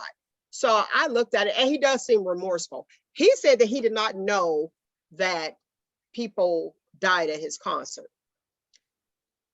I feel him. Like, if you're on stage, you're entertaining, and they want to make him responsible for all those deaths. So, do you think him or the promoter? You know what? I haven't really. I heard a little bit of chatter, like my daughter had told me about it, but I'm not 100% of what happened. You know, sure about what happened. But I mean, I guess I would think like, I mean, because from what I heard, we continued the concert. Yeah, he continued it. Like while bodies was being removed. While they were concerting. They were concerting. And the reason I say that is because, like with the Michael Jackson concert, you remember back in the day, they still have footage where people was passing out. I don't know if anybody ever died because we didn't have social media like we do now, where it can be out there. Right, but remember, people were passing out at the Michael Jackson concert? So that was almost like the norm, and you had the ambulance there, your EMTs there, ready to handle it. Well, they didn't have enough, obviously. They didn't have enough security. And to my understanding, this is all alleged. The security that was there was like people off social media, able to, I guess, with shirts on to say security. Like, I'm gonna need the real security. Right. They probably should have got that lady over there. Should have thrown them out the way, you know? So, like, get this person right here. But I don't think, you know, when you look at that and you're used to seeing that and it looks like your concert is lit because everybody's screaming and hollering and you don't know that they're hollering because people passing out and dying. And then the one little boy who passed away, I think he was 9 years old, the father passed out and the little boy was on his shoulders. So in situations like that, how is that his fault? Yeah. How's it the artist's fault? Like, I'll go and I'll speak to people and I'm talking, and if something's going on, like if it's like fights, like me, I'm talking. So I could see like, oh, what's that commotion over there? Stop the show. But I would think that the promoter, if you see what's going on, you walking out there, you probably got your little walkie-talkies or whatever on the side and be like, we got to stop the show. Yeah. Not the artist, because the artist is doing what they do. And if anything like me, I got a point, I'm not looking at the people, because the people that come to see you, either they can make your vibe or break your vibe if you're looking at them. Because if they're looking like they're not interested, then you're looking like, okay, and you don't want them to take it down. But the people, you know, you're like, okay, they don't look interested, so maybe I'm not, you know, self-doubt comes in. But I tell people, if you vibe in yourself and you're into what you're doing, listen to yourself, listen to your music. You like it, that's all that matters. Don't look at that person. Don't look at the stick in the mud. I'm like, oh, you want, bring us some nachos, go to the concession stand, do something, you know what I mean? Like, even speaking, you know, when you have a meeting, and i.e., old girl looking at her phone. You're not even listening to what I'm saying. But I believe she was. She probably just didn't want any parts of it. Yep. But it's like, I don't know. I still don't think that. I believe he was remorseful, but I still don't think it's his responsibility that you guys didn't have the equipment that you guys needed. That's just my fact. Now, I mentioned Emmett Till earlier. There's a movie, and I believe Whoopi Goldberg is producing it. I think she's producing it, and she plays his grandmother, Emmett Till's grandmother. That movie is supposed to come out next year in October. Okay. I cannot wait. And Yeah. I recommend everyone to watch it. See what happened. And this is all based off a lie. Somebody lose their life. 1955. And you did him like that. And kudos to his mother. I'm not hiding nothing. Y'all did it. You look at it. You deal with it. Yep. You know, that some people felt, you know, a type of way because I read the book as far as her, you know, when she went to the funeral parlor, you know, saying, you know, they was like, oh, it has to be a closed casket. She said, no, they need to see what they did to my child. Yeah. And it is very impactful. I went to the Smithsonian in DC, the African American Smithsonian, and seeing the pictures and seeing the casket, you know, that type of stuff. I looked, it was like, this is so impactful. This stuff is real. If you guys haven't been to the Smithsonian in DC, the African American, go start at the bottom and work your way to the top, and you'll see where we have come. We still, you know, have further to go. Long way to go. But you could still see how far we have come. So opportunity is there, and you just don't want anybody to just come and just lights out. Okay, I'm getting ready to destroy you and put you right back in the basement. Right. Not okay. So remember the release date for it. It's called Till. It's the Emmett Till story, but it's called Till, T-I-L-L. So check it out next year. Look for it. Whoopi Goldberg's in it. They got a stellar cast too. Got a stellar cast, but I'm a Whoopi fan, so you guys got to just check that out. All right, let me get on this style, and I'm gonna let y'all go. The style. We're at the end of the year, 2022. We're going into 2022. The style is block colors, statement pieces. Okay. Remember before it was what, 2017, 18, everybody was getting back into the socks again, and the crazy socks was it. I think that was like 17. Now it's the block colors. So you rock your solids, rock your print. I got print right now. And then you want to make sure you have one solid though. So here's an example. If you're going to rock the block colors, when I'm talking about the block colors, you'll have like a burgundy shirt or a burgundy turtleneck because it's cold outside, mustard blazer, black pants, but don't wear white because I'm still stuck on that. No white after Labor Day. Okay. You and my mama. All right. But if you're gonna rock the white, do that in the summer. If you want to rock a lid, go ahead, put a lid to polish it off.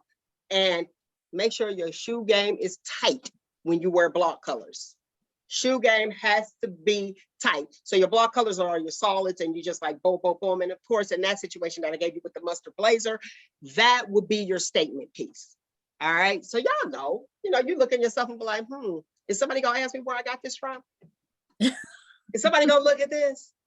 Yes. If you say yes, guess what? That's your statement piece.